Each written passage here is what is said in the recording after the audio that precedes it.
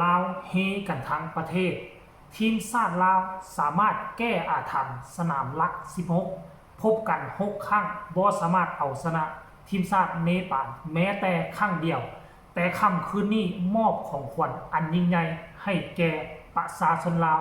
สามารถเอาชนะทีมชาติเนปาลไป2-1กราบทักทายสบายดี FC ทุกท่าน FC ทุกคนมาพบมาพอกับค่อยในช่องความเสื่อมือนี่พวกเขามีความเสื่อว่าในคณะการแข่งขันทีมชาติลาวพบกับทีมชาติเนปาลเขาจะสามารถเอาชนะทีมชาติเนปาลไปได้ถึงแม้นว่าอันดับโลกลาวเขาอาจจะน้อยกว่าทีมชาติเนปาลแต่ว่าพวกเขาก็มีความมั่นอกมั่นใจ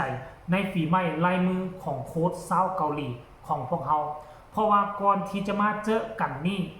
ทีมชาติลาวของพวกเขาได้ไปเก็บตัวอยู่ทั้งโอซาก้าประเทศญี่ปุ่นเป็นเวลา1 อาทิตย์แล้วมาบวกใส่กับโค้ชของพวกเขาก็เป็นโค้ชที่มาจากประเทศที่ค่อนข้างว่ามีชื่อเสียงทางด้านบานเตะติดอันดับโลกและเคยไปบานโลกมาแล้วหลายครั้งเพราะฉะนั้นแล้วการที่เขาเปิดบ้านต้อนรับการมาเยือนของการแข่งขันรายการเอเชียนคัพในครั้งนี้ท่านผู้ชมเนาะเขาก็มีความมั่นอกมั่นใจถึงแม้นว่าที่ผ่านมานี่ทีมชาติลาวของพวกเขาบ่เคยเอาชนะทีมชาติเนปาลอยู่ในสถานที่แห่งนี้ก็ตามท่านผู้ชมพบกัน6ครั้งเสีย3เสมอ3เขาบ่เคยชนะเนปาล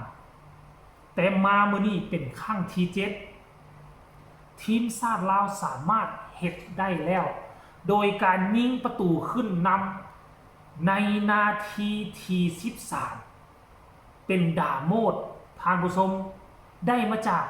ลูกเตะมุมหรือว่าเตะแจ่เปิดเข้ามาโด่งๆดาโมดเอาหัวซัดเข้าไปคือลูกแรกที่ลาวเขาได้ในนาทีที่13หลังจากนั้นเกมกระดุเดือดขึ้นต่อเนื่องทั้งเนปาลก็อยากได้ประตูตีเสมอมีการเปลี่ยนเปลี่ยนกันบุกมีการเปลี่ยนเปลี่ยนกันรับแต่ว่าจบครึ่งเวลาทำอิฐไปโดยสกอร์ลาวนำเนปาลไป1-0หลังจากนั้นพักจบการพักครึ่งเวลาทำอิฐต่อใส่เวลาที่2เกมยังดุเดือดต่อเนื่องแต่ว่าโชคดีในหนึ่งที่ทีมชาติลาวของพวกเขาสามารถได้ประตูที่2มาอย่างไววาในนาทีที่49นี่เป็นความโชคดีและการได้ประตูครั้งนี้คือเป็นประตูที่สวยงามที่สุดในการแข่งขันในครั้งนี้เฉพาะทีมชาติลาวกับทีมชาติเนปาลนะโดยการตัดบานของกองกลางทีมชาติลาวของเขาแล้วก็ส่งไปให้ทั้งกองหน้า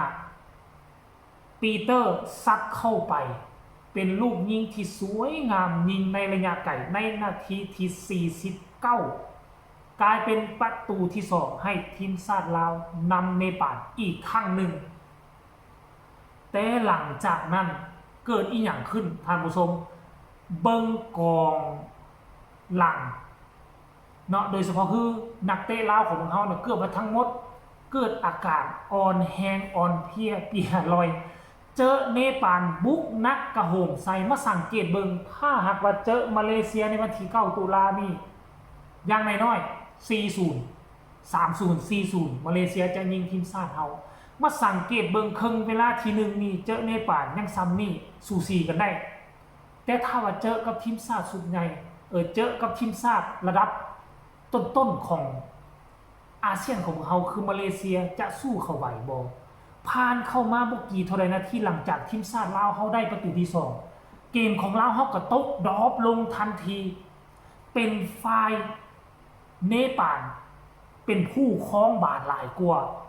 อันนี้เป็นสิ่งที่น่าย่านกว่าเด้อ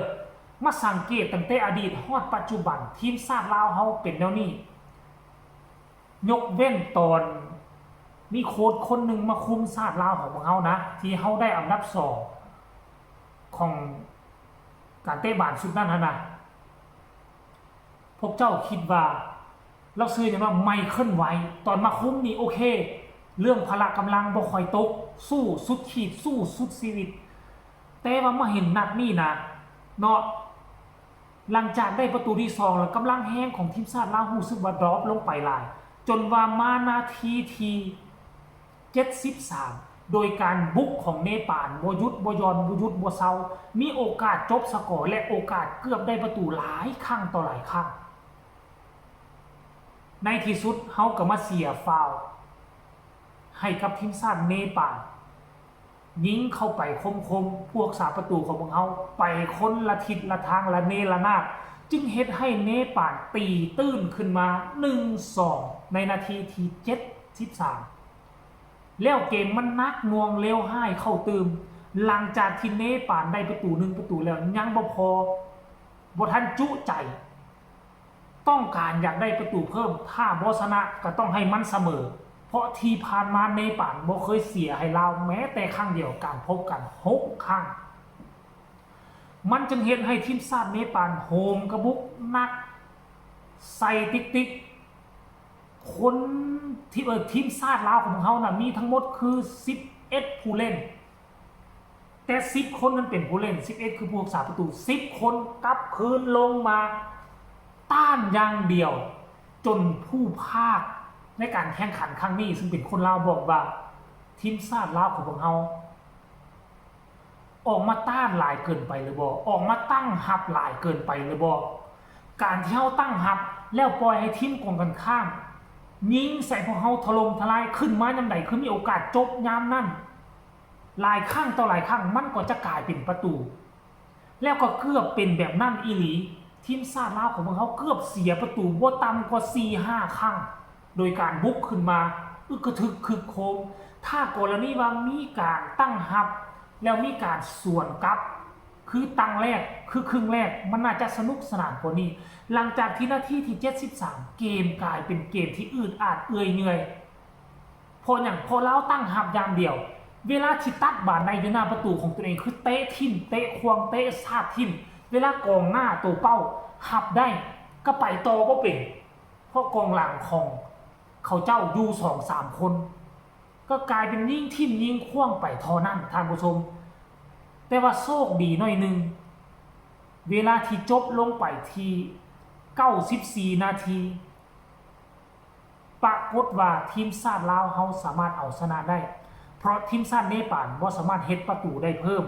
นี่เป็นความโชคดีและเป็นครั้งประวัติศาสตร์ที่ทีมชาติลาวของพวกเฮาจบสกอร์ 2-1 เอาชนะทีมชาติลาวในรอบ7แมตช์ที่เจอกันเนาะคลิปนี้ขอฝากฝังเอาไว้สักนิดถ้าหากว่ามีคำว่าใดบ่ถูกต้อง